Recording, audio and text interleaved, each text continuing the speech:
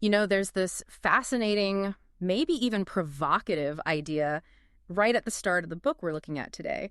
It talks about imagination, this thing described as the supreme delight of the immortal and the immature, and suggests maybe it ought to be limited. Yeah, like being told not to enjoy things too much. It's a strange thought. Right. And the author just completely pushes back against that. He's searching for something else, like a very personal light, a glimmer in the darkness, he says, that exists before life really starts and maybe after it ends, too. It makes you wonder, doesn't it? Can memory actually, break us out of that feeling of time being like a prison? That really is the heart of it, isn't it? Speak, memory, the book we're exploring. It's much more than just a life story told start to finish. It's this really deep dive into how memory works, how consciousness even starts. Childhood, family, creativity, it's all in there. It's about how we don't just live our lives, but how we kind of build them again through remembering. Exactly. It's a construction. And thinking about these layers, trying to unpack what a book like this really means, it's actually quite similar to what we try to do over in our YouTube channel, Mindful Moments. Oh, really? Yeah, we use AI analysis there to look at books and hopefully spark a bit of reflection, get people thinking critically, much like we're aiming to do right now with this particular book. Well, this book certainly gives us a lot to work with. His whole take on memory is interesting. It's not like a movie playing back. He describes it more as a series of spaced flashes. Flashes. Yeah, that eventually sort of come together into these bright blocks of perception. It's not smooth at all. It's patchy, selective. That image, the spaced flashes turning into blocks, that feels very real for early memories, doesn't it? Like old photos slowly appearing in the developer tray. But even with these bright spots, he's pretty upfront about memory being, what does he call her? A very careless girl. He points out his own mistakes, like getting dates or his age mixed up. Oh, totally. He mentions confusing his own age with the year, retrospectively, like thinking he was 3 in 1903. Right, but the 3 was the year, not his age. Exactly. He was actually 4. Or later thinking he was 7 in 1906, but realizing he'd initially put down 6. Yeah. He calls these the anomalies of a memory. It shows how tricky it is, even for him. It makes remembering feel so human, fallible, even when it's this incredibly brilliant mind doing the remembering. And that fallibility is such a contrast to the way he pinpoints one specific moment, the actual moment, he says, when his conscious self sort of switched on. Ah, yes. August 1903. He ties it directly to understanding his parents' ages compared to his. His mother was 27, his father 33. And he was 4. And he was 4. Yeah. And he describes the feeling of walking between them right at that instant, grasping those numbers, his place in relation to them. And the way he describes the light in that memory is amazing. The sun coming through leaves and making these lobes sun flecks through overlapping patterns of greenery. You can almost feel it walking between them. Yeah. He basically frames it as the birth of sentient life. His sentient life, anyway, happening on that specific day. It's very personal, but he makes it feel almost universal. That connection between the big idea consciousness and the tiny sensory detail is everywhere, isn't it? Absolutely. Like the sound he remembers, that singing in my ears in dusty hiding places. That specific sound of quiet. Or the crystal egg, the warm, ruddy glitter of it. He mentions it was wrapped in a wet sheet from his cot. These details aren't just window dressing. They're like anchors for those really early feelings, before words maybe. They make the memories feel solid. And that sensory richness flows right into how he talks about childhood games, these whole worlds built out of, furniture and imagination. Oh, the games, like crawling through a tunnel made from a sofa, some cushions. He calls the feeling inside delicious panic. Right. And then bursting out into the sunlight. It captures that mix perfectly, the fear and the fun of exploring. Or the cave game under the sheets when he first woke up. Imagining strange, pale animals in a landscape of lakes made of bedding. It shows how quickly the mind can just transform things. Bedroom becomes wilderness. And that crystal egg, again, it wasn't just to look at. He talks about chewing the wet sheet it was in. Yeah, which sounds weird. A little, but he says it was the closest I got to feeding upon beauty. That simple physical act becomes this profound connection to aesthetics. Which loops back perfectly to that first point you raised. His whole rebellion against limiting imagination, against not enjoying life too much. Right. These intense memories, these games, there is evidence against that kind of thinking. They show how rich life can be when you really engage with it inside and out. It's a really strong case for the power of our inner lives. And the people who shape that inner life are drawn so sharply in the book, too. Oh, the family portraits are incredible. His mother, for example. Her obsession with mushroom hunting, hodit pogribi, he calls it. He goes into such detail, her focus, the specific types of mushrooms, like the lettuce species, the ritual of laying them all out, finding a tiny caterpillar on one. It shows her personality through what she paid attention to, that precision. And her other passions, jigsaws, perker. He even uses the French terms branant, couleur. And that image of her playing solitaire, leaning on her elbow with her wedding ring, and his father's somehow fastened together on her finger. It's so specific, so evocative. His father, too, especially in that horse guards uniform back in 1903. And you learn about him through contrast, like how he didn't care for shooting game, unlike his brother. Little details paint the picture. And the wider family. Wow. Some stories are almost like something from a novel. His grandfather, Dmitri Nikolaevich Nabokov. The escape in Italy. Ditching his attendants, denouncing his kids. Only to be caught by some matter-of-fact carabinieri. That's dramatic. And then that scene in Nice, 1903, his mother always there, the grandfather banging his cane. And the author himself getting hot sealing wax dripped on his finger. A painful sensory detail mixed in with all the family tension. His grandmother is another character entirely. Spending her life on a couch, fanning herself, powdering her face. It's a little mole. And the open window, sleeping with it open even in blizzards. And the maid finding her covered in snow. It's just so eccentric and memorable. You couldn't make it up. Then there's Aunt Praskovia, her meeting the painter, Ivazovsky, who apparently met Pushkin. Wow, that's a connection. Yeah. And the weird detail about the bird dropping mark on Ivazovsky's hat. Her meeting Chekhov, too. Yeah. And her last words, everything is water. Sio voda. Very enigmatic. It roots his very personal story in this broader sweep of Russian culture and history. Definitely. And the governesses, too. They get these careful portraits. Mademoiselle O, so sensitive, crying at dinner. Misunderstanding French conversations. Oh, yeah. Poor thing. Her return to Switzerland, meeting her again later. Then Miss Robinson, who came up with the sledging game.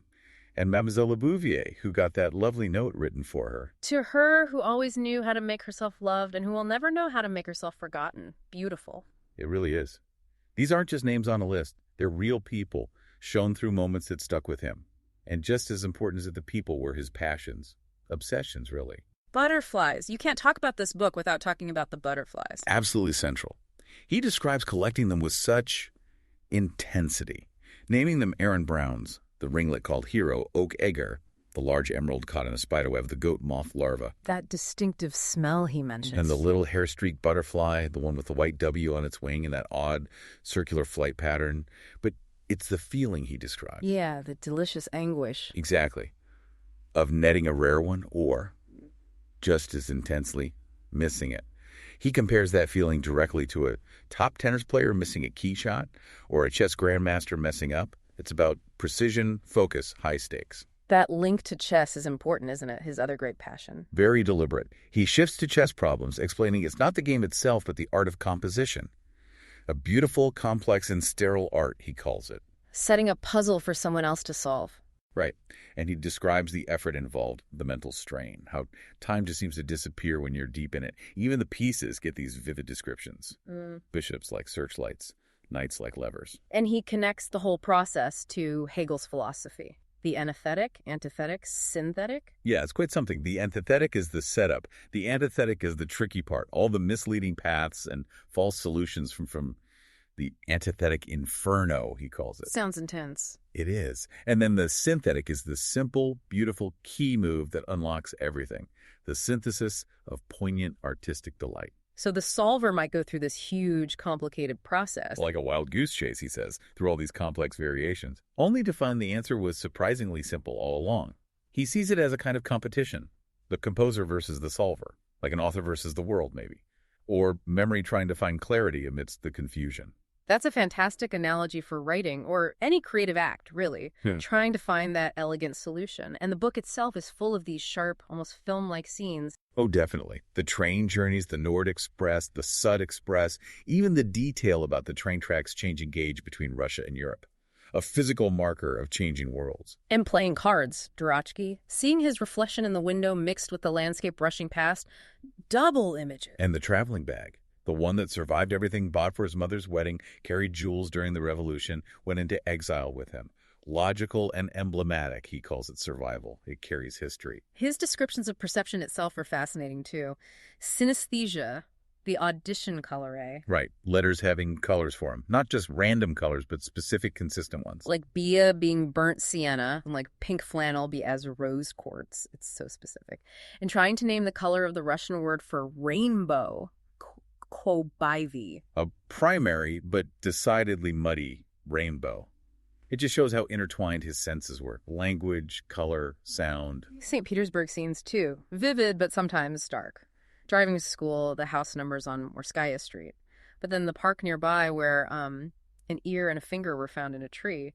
Yeah, leftovers from some bombing, presumably. And remembering children being shot in those same trees during the 1905 revolution, history just brutally intrudes on the picturesque. That happens again with the story of his father's near duel. The tension is palpable. Waiting for him to come home, hoping it was swords, not pistols.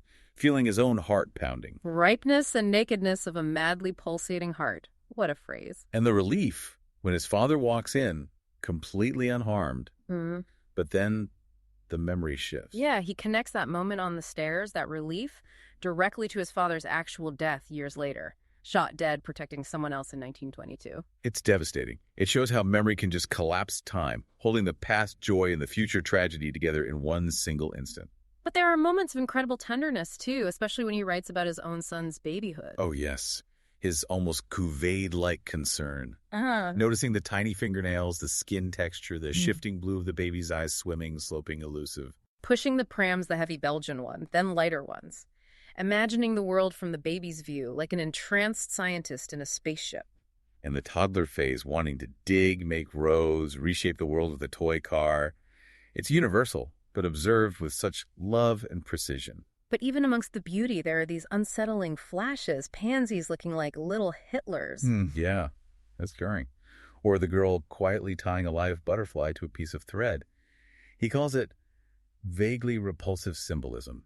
And he links that small cruelty to the bigger horrors all around us, even comparing it to a policeman's trick with a fishhook. It's that constant awareness of darkness under the surface. It's the mix, isn't it? Intense beauty, precision, love, right alongside cruelty, history's violence. That's what makes the whole exploration so powerful. It all leads to his thoughts on memory, art, and time itself. Right. Memory isn't just looking back. It's the tool he uses for his art, for writing. To build a structured world, sometimes maybe a bit too perfect from the bits and pieces of the past. And there's that tension you mentioned, his very personal sensory memories versus the big shared historical events he lived through. He admits memory can create that harmonious world of a perfect childhood, but also gets choosy and crabbed later on, maybe as things get tougher. And time. He keeps coming back to this idea of time as a spherical prison, the closed system. But memory, especially when shaped by art, seems to offer a way to navigate it differently. Not escape, maybe, but move within it in complex ways. Like finding the route through that chess problem, through the antithetic inferno to the simple truth. Exactly. The act of writing, of remembering with such focus and artistry, feels like his way of pushing against those prison walls, trying to find an outlet, as he puts it. And what really stays with you is just how much beauty and meaning he finds and saves in tiny details, that intense way of looking, of living inside his senses. It feels like his way of balancing out all the chaos and loss. Yeah, it makes you think that maybe the free world of timelessness isn't somewhere else entirely. Maybe it's something you build inside the prison of time, through focus, through art, through paying incredibly close attention. Exploring a life and mind like this, with all its detail and reflection, it really is a kind of mindful experience itself. And you can find more explorations like this one on our podcasts if you're interested. Definitely worth checking out. And it leaves us with a final thought, perhaps. If our memories are really all we have of the past, and we know memory can be faulty, factually speaking, but also incredibly creative, what does that actually tell us about reality itself? And the stories we construct from those memories, are they less real just because they're built? It's a fascinating question, isn't it? It really is. Something to chew on. Well, if you found this exploration interesting, please do subscribe so you catch our future ones. And maybe share this with someone you think would appreciate it, someone who loves memory or literature or just thinking deeply. And if you want to read the book yourself, Speak Memory, there should be a link in the description where you can find it. Absolutely. And most importantly, Keep thinking critically about your own memories, about time, and about the way you make sense of the world around you.